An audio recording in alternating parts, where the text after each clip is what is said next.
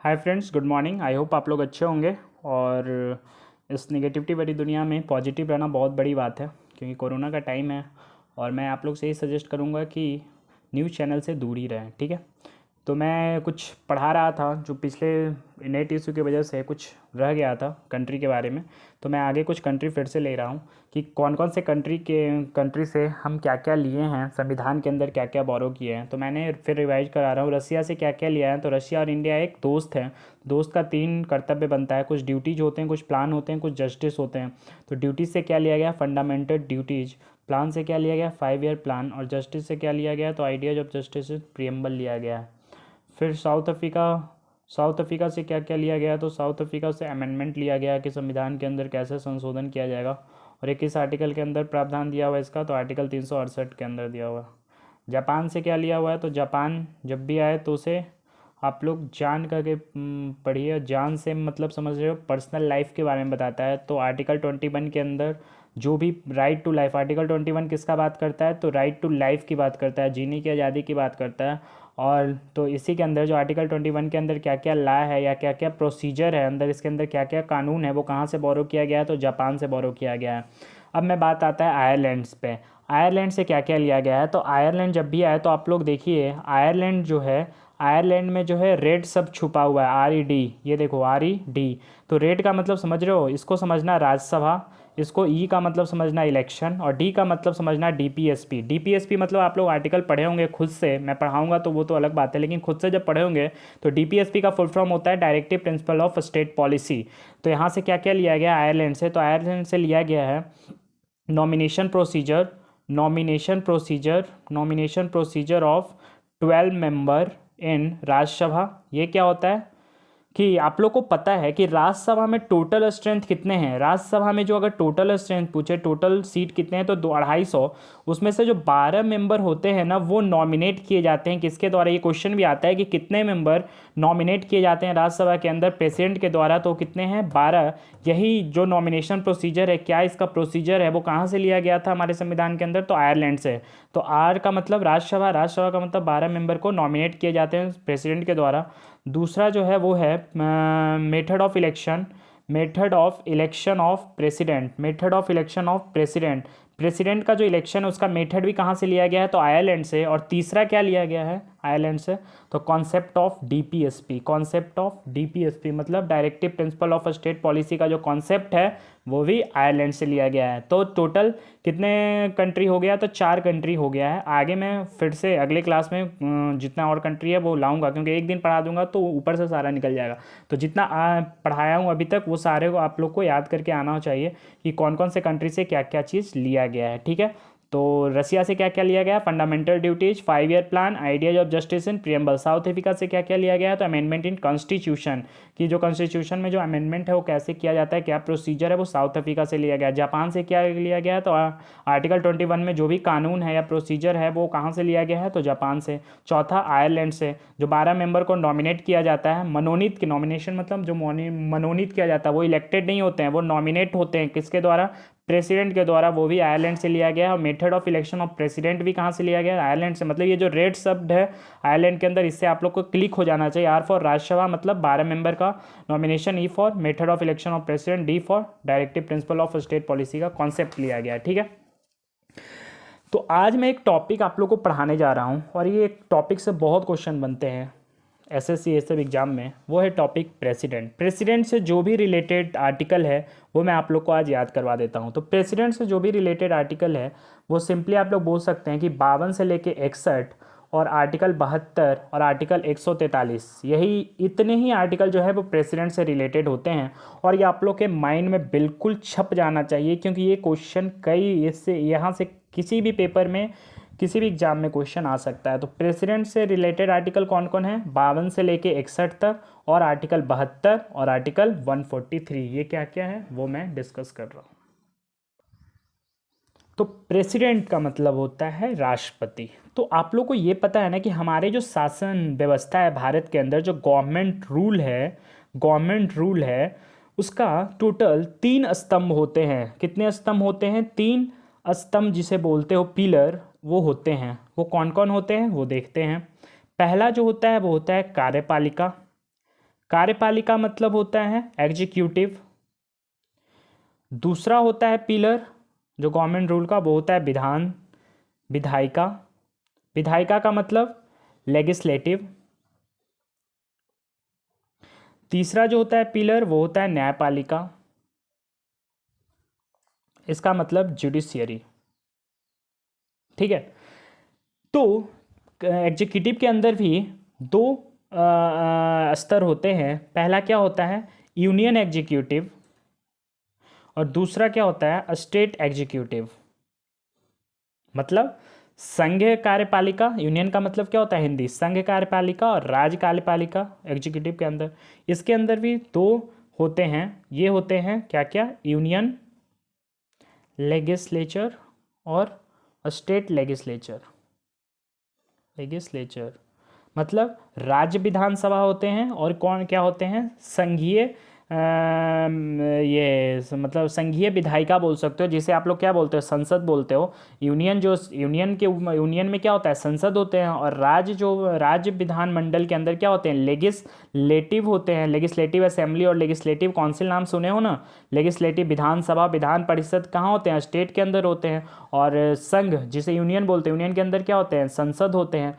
तो देखो लेजिस्लेटिव का क्या काम होता है, लेजिस्लेटिव का काम होता है देश में कानून का निर्माण करना, और एग्जीक्यूटिव का मतलब होता है उस कानून को लागू करना, मतलब बनाना लेजिस्लेचर का काम होता है, और लागू करना किसका काम होता है एग्जीक्यूटिव का काम होता है। जुडिशरी का काम होता है जुडिशियल रिव्यू करना, मतलब कि अगर कोई भी कानून ऐसा बन गया जो संविधान के खिलाफ है, मतलब फंडामेंटल राइट जो भी संविधान का अगर अवहेलना कर रहा है, मतलब कि अगेंस्ट है, तो वो कानून को क्या कर देगा रद्द कर देगा। ठीक है, तो जुडिशियल रिव्यू का कोई भी दो पार्ट में डिवाइड नहीं है, मतलब ये स्टेट के लिए अलग नहीं है, यूनियन के लिए नहीं, ये जुडिशियल जो है वो सबके लिए कॉमन है, एक ही स्तर पर है जुडिशियरी। ठीक है, जैसे कि एग्जीक्यूटिव दो स्तर में बांट दिए यूनियन और स्टेट, और विधायिका भी दो स्तर में यूनियन और स्टेट, लेकिन जुडिशरी एक ही स्तर में होता है। अब आती है बात, मैं यूनियन एग्जीक्यूटिव का आज करने जा रहा हूं, और यूनियन एग्जीक्यूटिव के अंदर कौन कौन आते हैं वो मैं पहले बता दूं।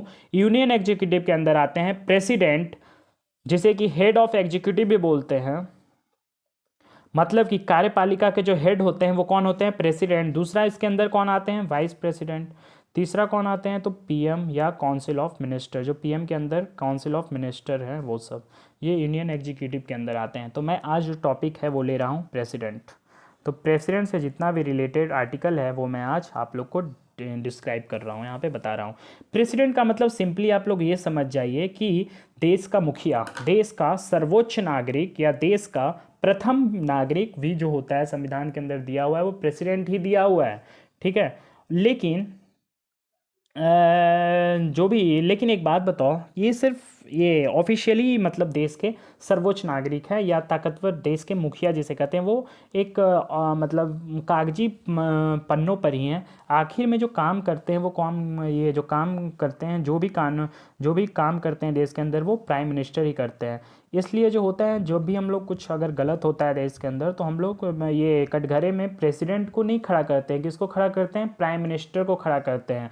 मतलब कि जो प्रेसिडेंट होते हैं वो एक कठपुतली कह सकते हो कि प्रेसिडेंट के होते हैं, लेकिन हाँ संविधान के रूप में देखो तो सबसे सर्वोच्च पद ताकतवर जो इंसान है वो कौन है प्रेसिडेंट है। लेकिन असली बात देखा जाए तो वो एक कठपुतली के तौर पे होते हैं, जो भी प्राइम मिनिस्टर बोलेंगे वो उनको मानना पड़ेगा। ठीक है, लेकिन हम लोग संविधान के क्वेश्चन अगर आएगा तो संविधान के अकॉर्डिंग ही आंसर दोगे ना। वो रियल बात जरूर है कि प्राइम मिनिस्टर ही सारे काम करते हैं देश के अंदर, तभी तो जैसे हम लोग बोलते हैं जवाहरलाल नेहरू की वजह से हम लोग युद्ध हार गए, या प्राइम मिनिस्टर मोदी के कारण इकोनॉमी चौपट हो गई। हम लोग कभी भी रामनाथ कोविंद को बोले हैं जो अभी प्रेसिडेंट है कि उनके कारण हो गया, नहीं। लेकिन संविधान में जो सर्वोच्च पद या नागरिक जो बताया गया है वो किसको बताया गया है, राष्ट्रपति को ही बताया गया। यहाँ तक ये भी बताया गया कि सुप्रीम कमांडर भी हैं, तीनों सेनाओं के जो सुप्रीम कमांडर भी होते हैं। ये क्वेश्चन भी आता है, who is the supreme commander of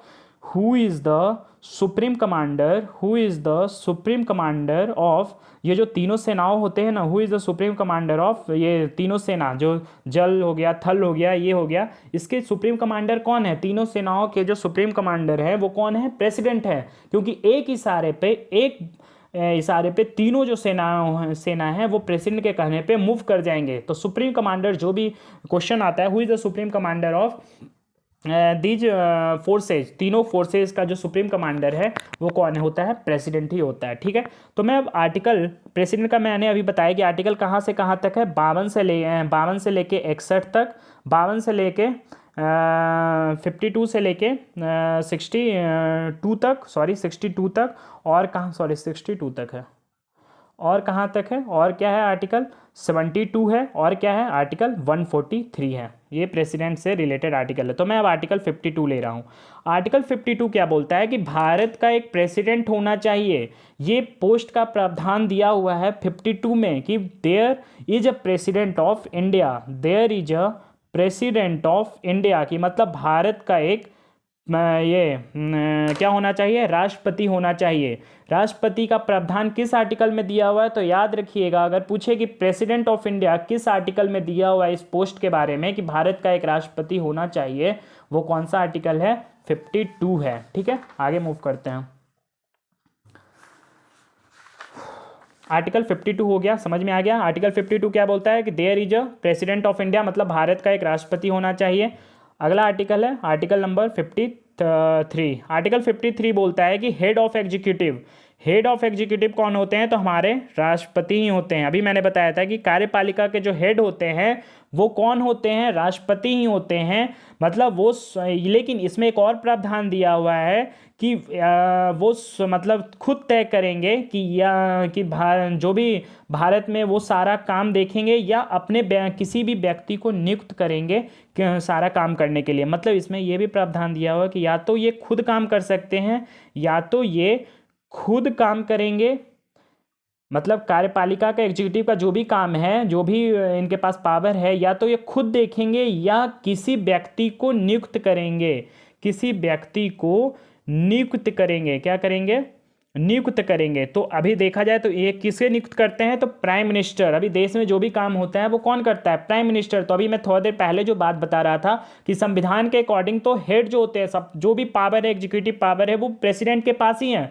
सर्वोच्च जो पद होता है संवैधानिक पद, वो प्रेसिडेंट का ही होता है। लेकिन देखा जाए तो वो काम नहीं करते हैं। प्रेसिडेंट जो होता है वो काम नहीं करता है, वो सारा जो होता है वो अपने एक व्यक्ति को नियुक्त कर देता है, जिसे हम लोग क्या बोलते हैं? Prime minister. और प्राइम मिनिस्टर ही सारे काम को देखते हैं। लेकिन अगर पूछा जाए कि आर्टिकल 53 क्या प्रावधान दिया हुआ है आर्टिकल 53 में, तो ये देता है हेड ऑफ एग्जीक्यूटिव के बारे में बताता है कि जो कार्यपालिका के जो हेड हैं वो कौन है? प्रेसिडेंट है। ठीक है, अब आगे बताते हैं। आगे मतलब कि एक देखा जाए कि नॉमिनल हेड जो है वो प्रेसिडेंट है। मतलब संविधान के अकॉर्डिंग कौन है? प्रेसिडेंट ही है। नॉमिनल हेड प्रेसिडेंट है, लेकिन रियल हेड कौन है?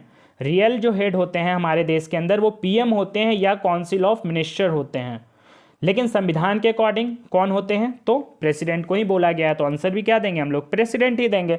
तो हेड ऑफ एग्जीक्यूटिव क्या होता है? ये आर्टिकल 53 में क्या बताया गया है कि भारत का जो राष्ट्रपति है वो कार्यपालिका का हेड होता है, मतलब एग्जीक्यूटिव का हेड होता है। आर्टिकल 54 में देखो क्या बताया गया है। आर्टिकल 54 में बताया गया है इलेक्टोरल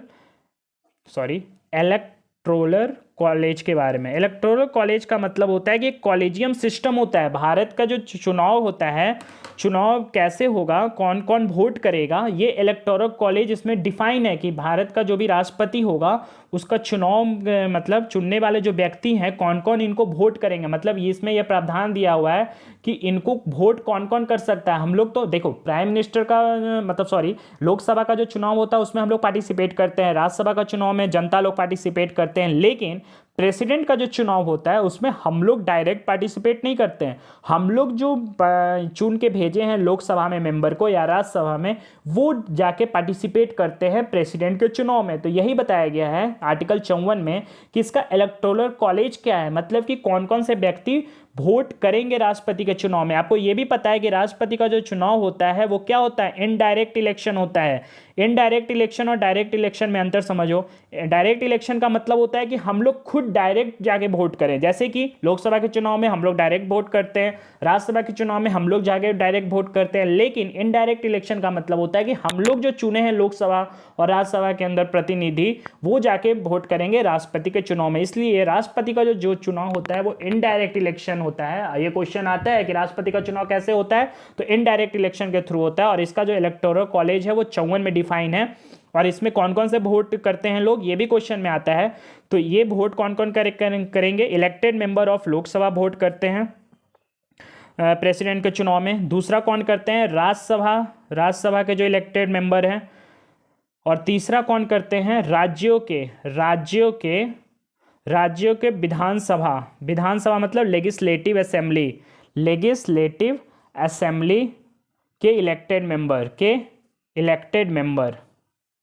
मतलब समझ में आया, अगर क्वेश्चन में पूछे, ये क्वेश्चन आया हुआ है कि प्रेसिडेंट के चुनाव में कौन कौन लोग वोट करेंगे, तो पहला होगा कौन, लोकसभा के अंदर जो भी इलेक्टेड मेंबर हैं वो वोट करेंगे, राज्यसभा के अंदर जो इलेक्टेड मेंबर हैं वो वोट करेंगे। हाँ, याद रखिएगा, राज्यसभा के अंदर कुछ देर पहले मैं बताया कि 12 मेंबर क्या होते हैं, नॉमिनेशन से थ्रू आते हैं, प्रेसिडेंट उनको नॉमिनेट करते हैं, वो प्रेसिडेंट के इलेक्शन में पार्टिसिपेट नहीं करेंगे। ओनली इलेक्टेड मेंबर जो इलेक्ट होके आए राज्यसभा में, नॉमिनेटेड मेंबर नहीं।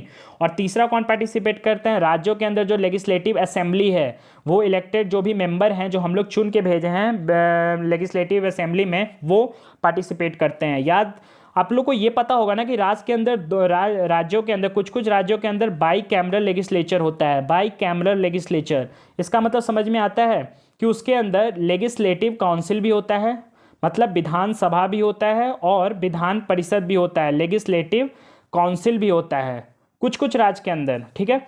तो यही मैं बता रहा कि लेकिन प्रेसिडेंट के चुनाव में लेजिस्लेटिव काउंसिल के मेंबर नहीं पार्टिसिपेट करते हैं। याद रखिएगा, ये कंफ्यूजन क्रिएट कर देता है ऑप्शन में, लेजिस्लेटिव काउंसिल भी ऑप्शन में दिया रहता है, तो इस पर टिक मत मारिएगा। सिर्फ और सिर्फ कौन पार्टिसिपेट करते हैं, तो लेजिस्लेटिव असेंबली के इलेक्टेड मेंबर। तो टोटल कितने हो गए, और टोटल 3 जो होते हैं, लोकसभा के इलेक्टेड मेंबर, राज्यसभा के only elected member not nominated member, और थर्ड कौन है, लेजिस्लेटिव असेंबली के इलेक्टेड मेंबर प्रेसिडेंट के इलेक्शन में पार्टिसिपेट करते हैं। तो 54 आर्टिकल हम लोग को क्या बताता है, इलेक्टोरल कॉलेज के बारे में, मतलब कि कौन कौन से व्यक्ति वोट डालते हैं ये राष्ट्रपति के चुनाव में, ठीक है।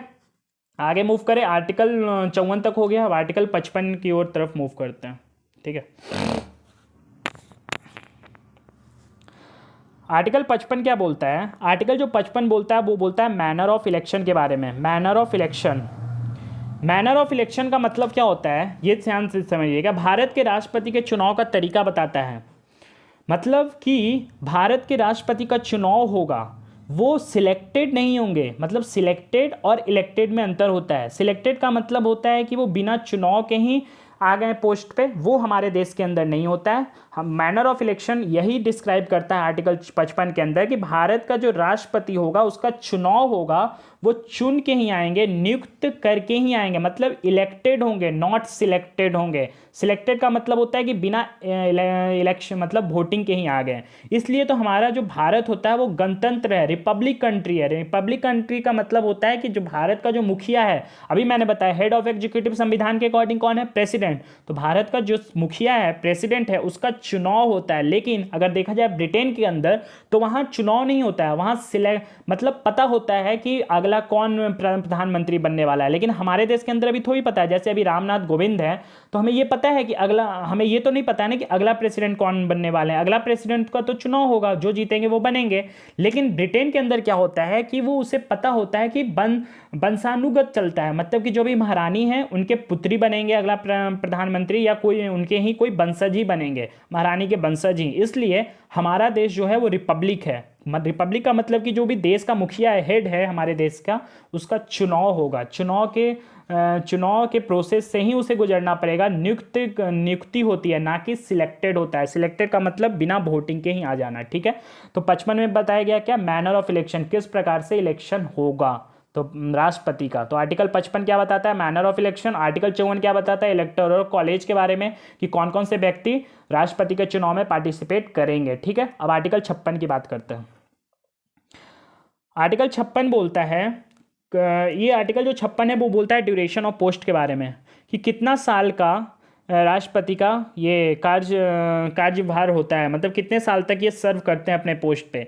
तो याद रखिएगा, जिस डेट को वो पद ग्रहण करेंगे, ये कन्फ्यूजन बढ़ाता है ऑप्शन में, कि आता है कि चुनाव जिस दिन हुआ उस दिन से 5 साल या जिस दिन वो पद ग्रहण किए उस दिन से 5 साल तक अपने पोस्ट पे रहते हैं। तो याद रखिएगा, जिस दिन से पद ग्रहण करते हैं उस दिन से कितने साल तक रहते हैं, 5 साल तक अपने पोस्ट पे सर्व करते हैं, ना कि जिस दिन चुनाव हुआ, जिस तिथि में, जिस डेट में, उस दिन से 5 साल। ये नहीं, ऑप्शन मार दीजिएगा। जिस दिन से वो पद ग्रहण करते हैं उस दिन से 5 साल तक अपने पोस्ट पे रहते हैं। तो ड्यूरेशन ऑफ पोस्ट कितना होता है, ये हमारे देश के अंदर राष्ट्रपति का तो 5 साल। लेकिन अगर अमेरिका की बात करें तो अमेरिका के अंदर कितने होता है, प्रेसिडेंट का जो ड्यूरेशन होता है वो होता है 4 साल। लेकिन हमारे देश के अंदर कितने होते हैं, 5 साल। और हाँ, एक और मैं अब बता भी चुका हूँ कई बार कि जो 5 साल होता है प्रेसिडेंट का, या अगर वो चाहें तो पहले भी इस्तीफा पत्र दे दें। किसको देते हैं इस्तीफा पत्र, तो वाइस प्रेसिडेंट को देते हैं अपना रेजिग्नेशन पत्र। ये पता है ना कि वाइस प्रेसिडेंट उनके पोस्ट पे फिर आ जाते हैं। अगर वो इस्तीफा दे दिए तो अपना रेजिग्नेशन पत्र किसको देते हैं, प्रेसिडेंट, वाइस प्रेसिडेंट को देते हैं। मतलब कि 5 साल से पहले भी वो रेजिग्नेशन दे सकता है या उसे हटाया भी जा सकता है अगर वो वायलेशन किया है, संविधान को अगर वायलेट किए हैं कोई भी राष्ट्रपति, तो उन्हें इम्पीचमेंट के द्वारा, इम्पीचमेंट का जो प्रावधान है वो मैं आगे पढ़ाऊंगा कि आर्टिकल 61 में ये प्रावधान दिया हुआ है, प्रेसिडेंट को इम्पीचमेंट के द्वारा संसद के थ्रू हटाया भी जा सकता है अगर वो कॉन्स्टिट्यूशन का वायलेशन किया है। लेकिन अभी तक हमारे देश के अंदर महाभियोग, इम्पीचमेंट का मतलब क्या होता है, महाभियोग। जैसे कि हम लोग कोई अपराध करते हैं तो हम लोग पे अभियोग चलता है, अभियोग का मतलब कानूनी कार्रवाई होता है, लेकिन वो बहुत बड़े पोस्ट पे है ना, तो उनके लिए महाभियोग लाया जाता है, मतलब इम्पीचमेंट लाया जाता है, उसके थ्रू प्रेसिडेंट को हटाया जाता है। लेकिन अभी तक इतिहास में कोई भी प्रेसिडेंट को इम्पीचमेंट के द्वारा नहीं हटाया गया है। ठीक है, अब आर्टिकल 57 की बात करते हैं। आर्टिकल 56 तक हो गया। आर्टिकल 56 किस चीज़ के बारे में बताता है, तो ड्यूरेशन ऑफ पोस्ट के बारे में बताता है। अब आर्टिकल 57 देखो क्या बताता है। आर्टिकल 57 बोलता है री इलेक्टेड ऑफ प्रेसिडेंट। री इलेक्टेड ऑफ प्रेसिडेंट का मतलब होता है कि हमारे देश के अंदर कोई भी व्यक्ति कितना बार भी चुनाव लड़ सकता है प्रेसिडेंट का, या कितना बार भी प्रेसिडेंट बन सकता है। लेकिन अगर अमेरिका की देखा जाए तो अमेरिका के अंदर सिर्फ और सिर्फ 2 बार ही प्रेसिडेंट बन सकता है कोई एक व्यक्ति। लेकिन हमारे संविधान के अंदर, इंडिया की बात करें तो हमारे संविधान के अंदर ऐसा कोई भी प्रावधान नहीं है कि कोई भी व्यक्ति कितना बार प्रेसिडेंट बन सकता है। वो अनलिमिटेड टाइम बन सकता है प्रेसिडेंट, वो कितना बार भी चुन के आ सकता है। जैसे कि आपको एग्जाम्पल दे दूं, राजेंद्र प्रसाद जो है देश के पहले व्यक्ति हैं, राजेंद्र प्रसाद जो है वो देश के पहले व्यक्ति हैं जो 1952 से लेकर 1957 तक प्रेसिडेंट रहे। उसके बाद फिर 1957 में जीते और 1962 तक रहे। मतलब ये टोटल 2 टर्म तक रहे हैं, मतलब टोटल 10 साल तक ये प्रेसिडेंट के पोस्ट पे सर्व कर चुके हैं। तो क्वेश्चन आता है कि भारत के पहले ऐसे व्यक्ति जो पहले और अभी तक कोई भी ऐसा हुआ ही नहीं है, मतलब भारत के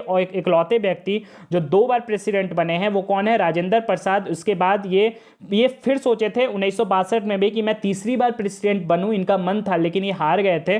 फिर कौन आ गए थे, सर्वपल्ली राधाकृष्ण। सर्वपल्ली राधाकृष्ण फिर ये चुनाव मतलब बन गए थे इनके बाद। ठीक है, तो अगर क्वेश्चन पूछा जाए भारत के इकलौते व्यक्ति जो 2 बार मतलब प्रेसिडेंट के चुनाव जीता है वो कौन है, राजेंद्र प्रसाद। ठीक है, तो आर्टिकल 57 में क्या प्रावधान दिया हुआ है, री इलेक्टेड ऑफ प्रेसिडेंट, मतलब कि भारत का जो प्रेसिडेंट है वो इनका कोई भी प्रावधान नहीं है कि कितना बार चुनाव लड़ सकता है, वो अनलिमिटेड टाइम भारत के अंदर चुनाव लड़ सकता है, वो जीत के आ सकता है। ठीक है, अब अगला आता है आर्टिकल नंबर 58। आर्टिकल 58 बोलता है क्वालिफिकेशन ऑफ प्रेसिडेंट। क्या क्वालिफिकेशन होगा प्रेसिडेंट का, मतलब क्या योग्यता होगा प्रेसिडेंट का। जैसे कि योग्यता में मतलब देखा जाए तो पहला योग्यता आता है कि he should be citizen of India, वो भारत का नागरिक होना चाहिए। He should be citizen of India, वो भारत का क्या होना चाहिए, नागरिक होना चाहिए।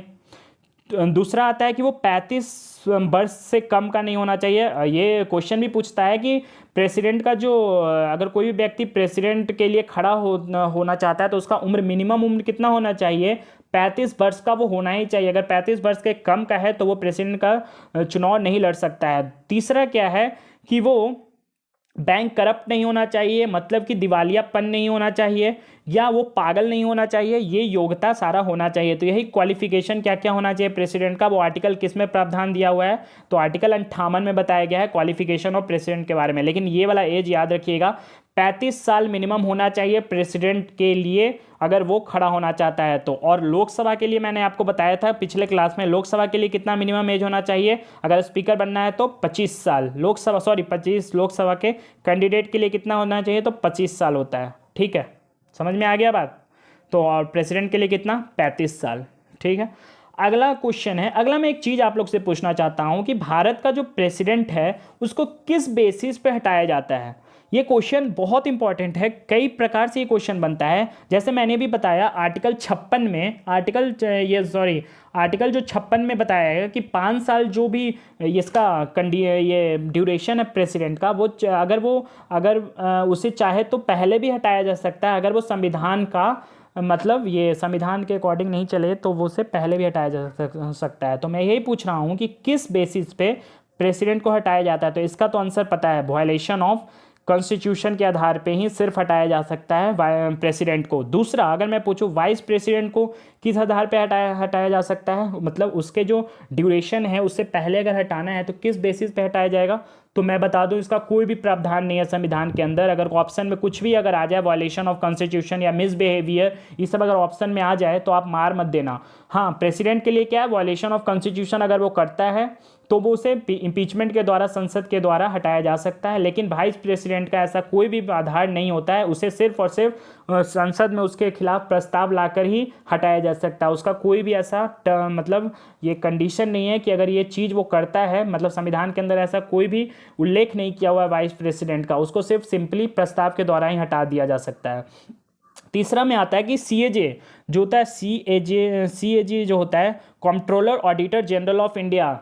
सीएजे का नाम सुने होगे ना, पॉलिटी पढ़े होगे तो। सीएजे जो होता है controller auditor general of India, जो कि सरकार के कामकाज का रिपोर्ट पार्लियामेंट के अंदर सौंपता है, उसको किस बेसिस पे हटाया जा सकता है, तो उसको 2 कंडीशन के बेसिस पे हटाया जा सकता है। पहला, मिसबिहेवियर, इसको वायलेशन ऑफ कॉन्स्टिट्यूशन के आधार पर नहीं हटाया जा सकता। याद रखिएगा ये वर्ड, मिसबिहेवियर अगर वो करे या उसका क्वालिफिकेशन सही ना हो, उसके बेसिस पे हटाया जा सकता है। और तीसरा, मैंने कल आपको बताया था कि सुप्रीम कोर्ट का जो जज होता है या हाई कोर्ट का, उसको भी किस बेसिस पे हटाया जा सकता है, किसके द्वारा, प्रेसिडेंट के द्वारा। वो भी क्या है, मिसबिहेवियर और मिस क्वालिफिकेशन, मतलब उसका क्वालिफिकेशन सही ना हो। चौथा जो है वो अगर इलेक्शन कमीशन का पूछे कि भारत का जो इलेक्शन कमीशन है उसको किस बेसिस पे हटाया जा सकता है, उसके कार्यकाल के पहले ही, मतलब कि उसका ड्यूरेशन पूरा नहीं हुआ है रिटायरमेंट का, लेकिन उससे पहले भी अगर हटाया जा सकता है, लेकिन किस बेसिस पे, तो उसका भी है मिसबिहेवियर और मिस क्वालिफिकेशन के बेसिस पे। सिर्फ और सिर्फ प्रेसिडेंट को ही वायलेशन ऑफ कॉन्स्टिट्यूशन के बेसिस पे हटाया जाता है, उसको प्रेसिडेंट को मिसबिहेवियर और मिस क्वालिफिकेशन के बेसिस पे हटाया जाने का कोई भी प्रावधान नहीं है संविधान के अंदर। और वाइस प्रेसिडेंट का तो कोई तो प्रावधान ही नहीं है, उसको तो सिर्फ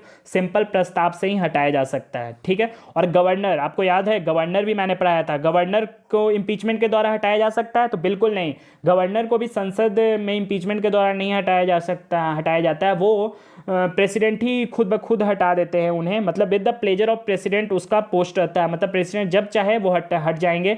उन गवर्नर के लिए कोई भी इंपीचमेंट का प्रावधान संसद के अंदर नहीं आता है। तो याद रखिएगा, इंपीचमेंट से गवर्नर नहीं हटते हैं। तो ऑप्शन में अगर आए कि किसको इंपीचमेंट से हटाया जा सकता है, वो कल भी मैंने क्वेश्चन करवाया था पिछले सेशन में, तो गवर्नर को नहीं हटाया जा सकता है। ठीक है, तो आर्टिकल मैंने 58 तक बता दिया। 58 में क्या बताया गया है, तो योग्यता बताया गया है कि प्रेसिडेंट का योग्यता क्या क्या है। अब मैं बात करता हूँ आर्टिकल नंबर 59। आर्टिकल 59 किसको बताते हैं, आर्टिकल 59 बोलता है कि कुछ शर्त है, मतलब कि जो शर्त क्या क्या है वो मैं बता रहा हूँ। शर्त है कि अगर कोई भी प्रेसिडेंट कैंडिडेट है, अगर कोई भी प्रेसिडेंट बनना चाहता है, अगर कोई भी कैंडिडेट है, मतलब कि कोई भी कैंडिडेट खड़ा है प्रेसिडेंट के लिए, तो वो सरकार कुछ शर्तें हैं उसके लिए कि वो लाभ पद पे नहीं होना चाहिए। मतलब कि जैसे राज्य सरकार के अंदर या केंद्र सरकार के अधीन कोई भी सरकारी सेवा वो सरकारी सेवा में नहीं होना चाहिए। मतलब कि कोई डॉक्टर हो गया सरकारी, वो सब जो सरकारी पोस्ट होते हैं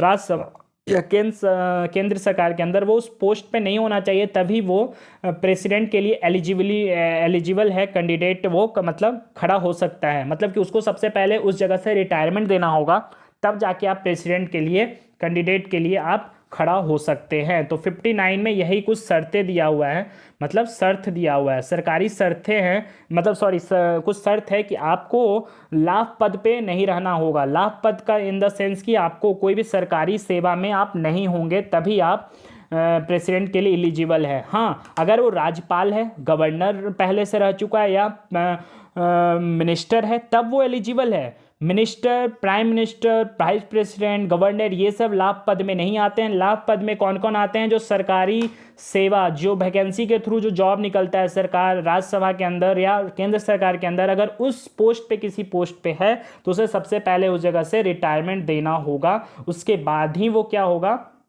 उसके बाद ही वो मतलब पोस्ट पे सर्व कर सकता है। इसी आर्टिकल 59 के अंदर प्रेसिडेंट के वेतन के बारे में भी डिस्क्राइब किया हुआ है। वेतन मतलब सैलरी के बारे में ही डिस्क्राइब किया हुआ है। 59 आर्टिकल के अंदर सैलरी के बारे में भी डिफाइन है, और ये पूछता भी है कि भारत के प्रेसिडेंट का सैलरी कितना है। तो अब मोदी कैबिनेट ने इसे, पहले 2.5 लाख हुआ करता था, अब इसे बढ़ाकर कितना कर दिया गया है? तो 5 लाख। 5 लाख इसका सैलरी है, किसका? प्रेसिडेंट का।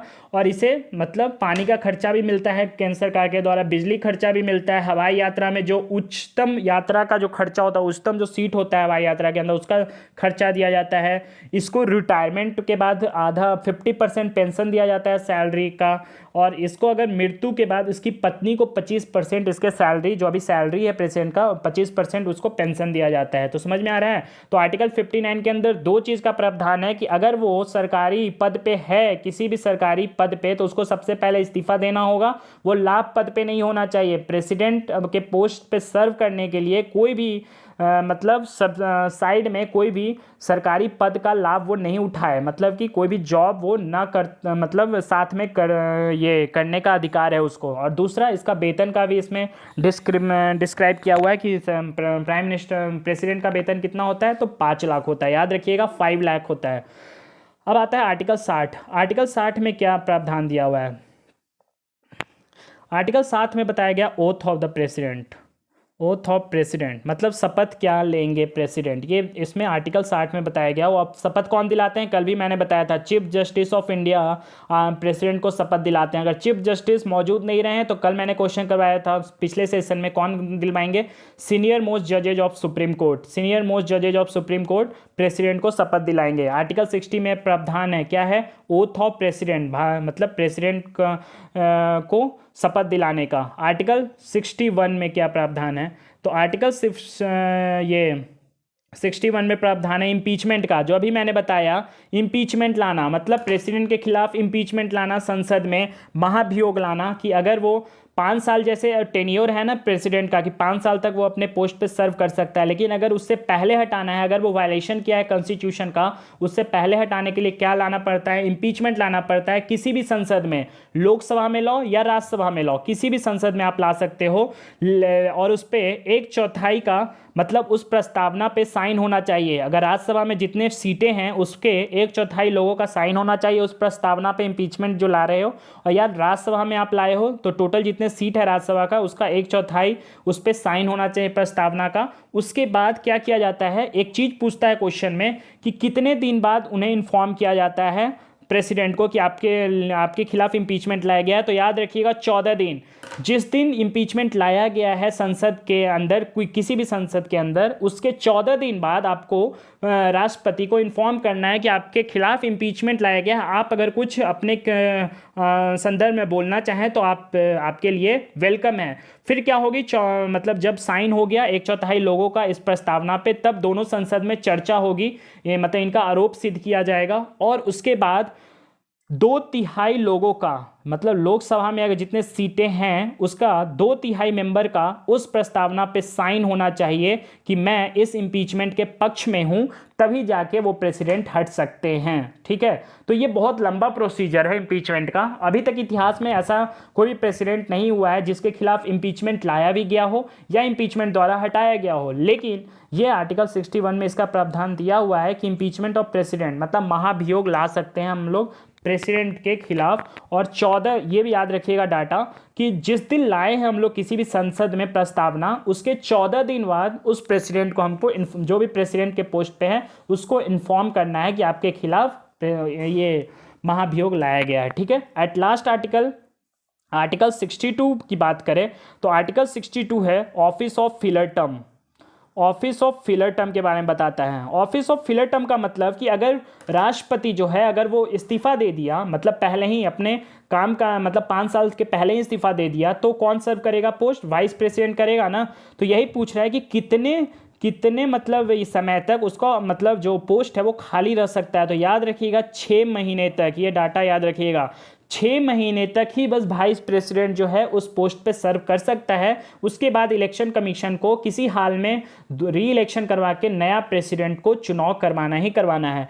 तो आर्टिकल 62 में क्या प्रावधान है, ऑफिस ऑफ फिलर टर्म, मतलब कि कितने महीने तक वो जो पोस्ट है वो खाली रह सकता है राष्ट्रपति के इस्तीफा देने के बाद, और वो पोस्ट कितना 6 महीना तक कौन सर्व करेगा, वाइस प्रेसिडेंट। कल भी मैंने बताया था कि भाई प्रेसिडेंट जो है अपना रेजिग्नेशन पत्र किसको देते हैं, वाइस प्रेसिडेंट को देते हैं। अगर मान लो कि वाइस प्रेसिडेंट भी इस्तीफा दे दिए तो किसको मिलेगा, चीफ जस्टिस ऑफ इंडिया को ये पावर मिलेगा कि वो प्रेसिडेंट के पोस्ट पे जब तक री इलेक्शन ना हो जाए, नया इलेक्शन ना हो जाए प्रेसिडेंट का, जब तक उस पोस्ट पे क्या करें, सर्व करेंगे। ठीक है, अब लास्ट जो आर्टिकल है वो है आर्टिकल 172 जो है वो प्रेसिडेंट से रिलेटेड आर्टिकल है, और एक कौन है 143। बस इतना ही जो आर्टिकल है वो प्रेसिडेंट से रिलेटेड है हमारे संविधान के अंदर, जो आप लोग को याद रखना ही रखना है। कहीं से भी कोई ये इससे एक ना एक क्वेश्चन आता ही आता है। तो आर्टिकल 72 जो है वो क्या देता है, प्रेसिडेंट से रिलेटेड कौन सा आर्टिकल है ये, तो 72 जो आर्टिकल है वो है पार्डनिंग पावर ऑफ प्रेसिडेंट।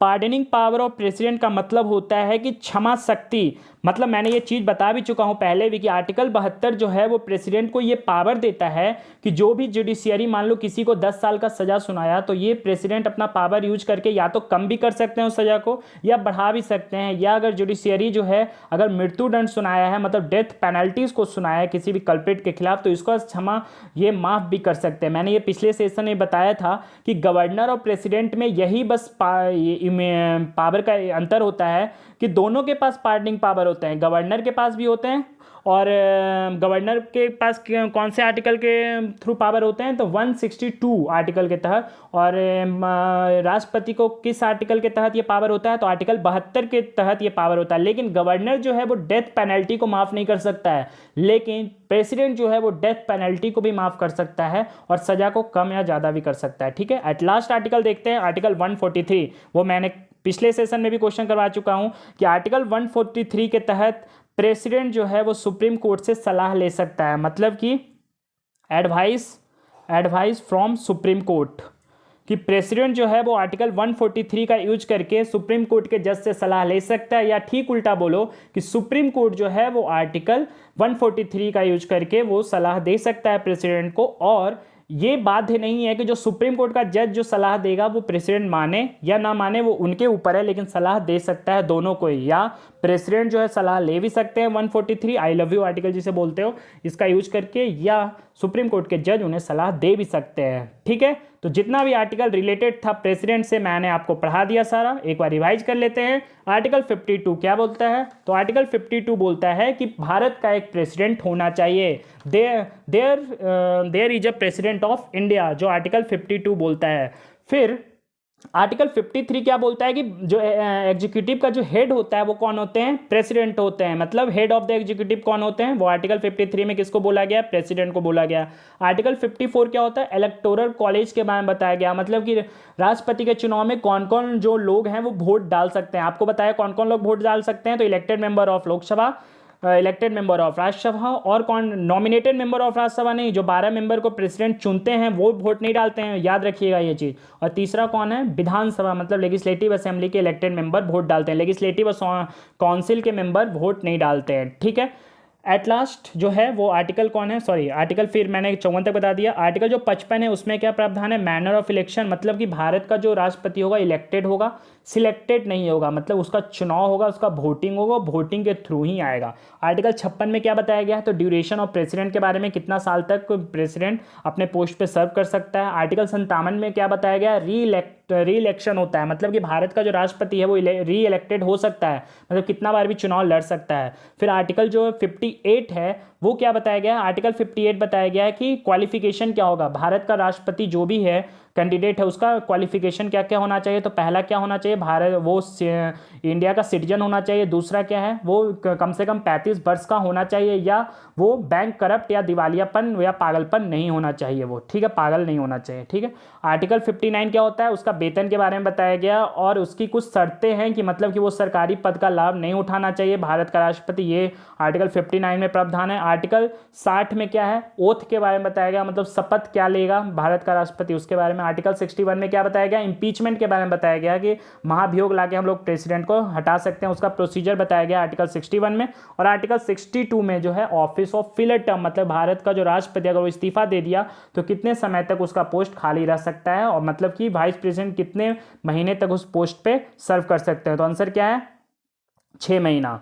तो आई होप आप लोग को समझ में आया होगा, और मैं आज के लिए यही अलविदा लेता हूँ। और मैं आप लोग से ये विनती करता हूँ कि आप लोग मास्क पहनिए, क्योंकि इस कोरोना काल में सरकार के लिए आप सिर्फ एक आंकड़ा होंगे। अगर बाई चांस कुछ होता है तो सरकार के लिए बस वो आंकड़ा होता है, लेकिन अपने परिवार के लिए आप बहुत यूज़फुल हैं। तो मास्क पहनिए, मैं यही विनती करता हूँ। और जितना भी आप ये ले सकते हैं, क्या कहते हैं उसे, मतलब प्रिकॉशन, उतना लीजिए, और पॉजिटिविटी अपने अंदर भरे रहिए, और न्यूज़ चैनल से दूर रहिए, मैं यही विनती करता हूँ। टेक केयर, बाय बाय, फिर मिलेंगे।